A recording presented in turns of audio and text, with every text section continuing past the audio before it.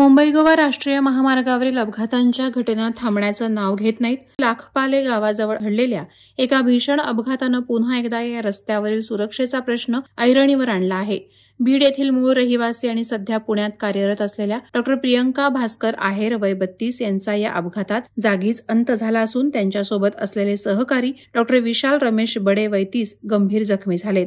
मिळालेल्या माहितीनुसार कंटेनर चालक राहुल रामचंद्र यादव वय 24 हा महाडहून मुंबईकडे भरधाव वेगात निघाला होता. चढण असलेला रस्ता असूनही त्यानं कंटेनर एका लेनवरून दुसऱ्या लेनवर वेडीवाकडा चालवत नेला. यावेळी डॉ. आहेर आणि डॉ. बडे प्रवास करत असलेल्या वॅगनार कारची कंटेनरला मागून जोरदार धडक बसली. धडक इतकी भीषण होती की कारचा पुढचा भाग थेट कंटेनर खाली अडकला. या दुर्घटनेत डॉ. आहेर यांच्या डोक्याला गंभीर दुखापत झाली आणि त्यांचा जागीच अंत झाला, तर डॉ. बडे गंभीर जखमी झाले होते. यांना नागरिकांच्या मदतीनं तात्काळ रुग्णालयात दाखल करण्यात आलं. घटनेची माहिती मिळताच गोरेगाव पोलीस ठाण्याचे प्रभारी सहाय्यक पोलीस निरीक्षक विजय सुर्वे यांनी पथकासह घटनास्थळी धाव घेतली.